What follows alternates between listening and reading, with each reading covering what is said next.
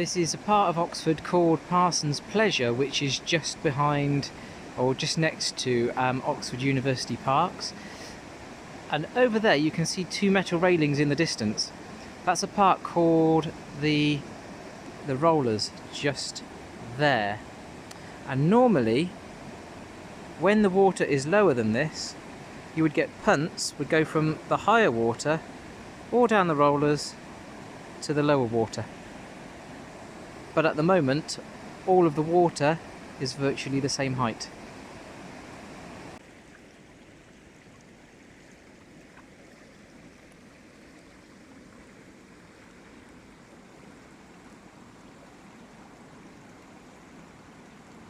So the water is flowing really quite quickly.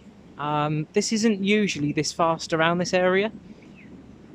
And it is high. It is really, really flooded still. It does make you wonder what is happening to the planet. I mean, it's beautiful, don't get me wrong. But it's not...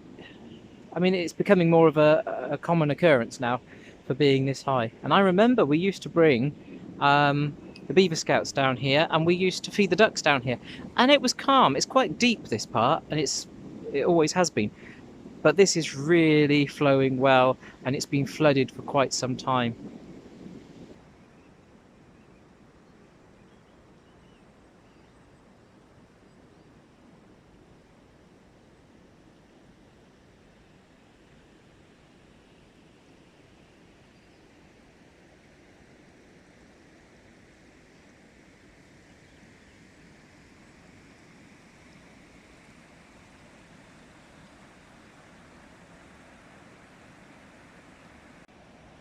I'm perhaps one of the saddest people in the world because I see an empty bench like this and it just makes me automatically think of a story idea, particularly when people leave, like here. I'm not even sure what this is. It's a bag, it's a handbag. And I just think, here you are by a river, a lonely bench, an empty mud-stained handbag. What sort of story does that paint? Is it an opening line to something? What's happened to the person that was sat on the bench? What's happened to the contents of the bag? Is it a happy moment or a sad moment? Always find it interesting. Of course, part of the issue with filming as you go is it means you keep stopping because you see exciting things that spark your interest, which is fine. Good for the creativity, good for the mind. Good for exploration. The downside is you don't get your miles in. And I've got this new coat which I love, but it's still very stiff. I feel like I'm desperately trying to escape from it.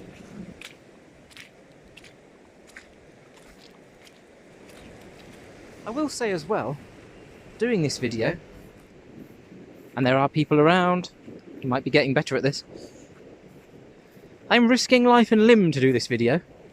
And most of my videos, especially when there's mud around. If you could see the state of my boots at the moment. Oh, hello, squirrel.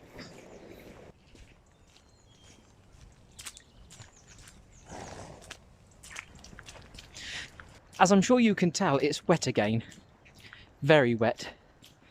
It's eased off briefly, but it's not particularly pleasant. But actually all the more reason to get out at the moment, because you can just let the rain outside your window make you feel really low. And as my brother says, you're not made of sugar. So I'm out. And interestingly enough, although it's slippy underfoot a bit still, because there is still a bit of snow and ice around. Whoop, there you go. It's not as warm as it was when the snow was actually out, properly out. So I have got, the eagle-eyed amongst you will have seen, two coats. I've got this one, which is my really nice one. Oh, look, and a scarf. So I have got a base layer on, which is a bit like a vest type thing.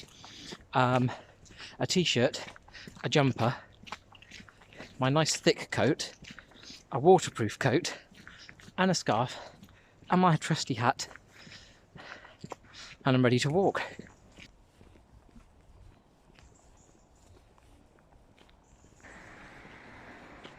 Just want to say a massive thank you to the Horsebox Coffee Company. Look at this, bit of advertising for you there, because they are absolutely amazing. Great hot chocolate, great cake on the top, and they are fully in support of what I'm doing and Restore, which is amazing. So they actually let me have these. I didn't steal them, but they let me have them, which was really nice. So thank you so much. Everyone must go. It's out the front of the Natural History Museum, where the Pitt Rivers Museum is as well. So please, please, please go and support them, because this is fantastic.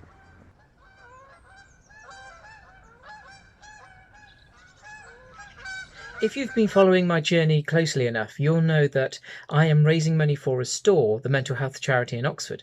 But not only that, I'm trying to do it by the 10th of May, which is when World Mental Health Awareness Week starts.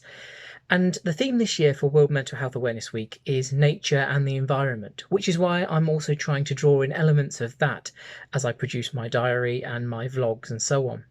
And I've just passed a part of the country called Winfrith Heath, which is very near to Lulworth Cove. On the heath, cattle roam free, and it's also an area that is known for having some very rare heathland species of vegetation, as well as dragonflies, the Dorset warbler, and the sundew plant.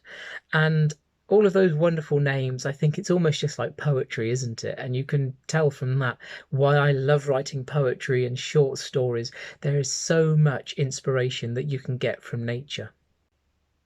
Lulworth Cove as well is a very important part of our country. It is famed for having amazing geology. In fact, it's world famed for it as being one of the best places to learn about geology. And it's also known as being part of the Jurassic coastline, so you can see wonderful fossils. Dorset Wildlife Trust is a trust that actually oversees a lot of the area, Winfrith Heath and Lulworth Cove. I actually got in contact with Dorset Wildlife Trust because they were one of the bodies of people that I wanted to speak to about nature and the environment. I think it's very important that during this walk we're not just focusing on mental health and well-being, but we're looking at nature and the environment as well, as it's one of those elements that seems to feed in so well, especially with the theme of Mental Health Awareness Week this year.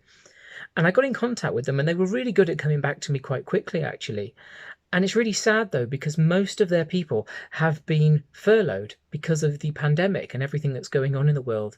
And it got me thinking, if so many of their people have been furloughed, how is that going to affect nature and all of the wonderful work that they've been doing?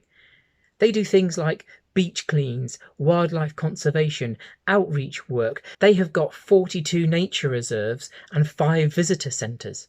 What will happen to those?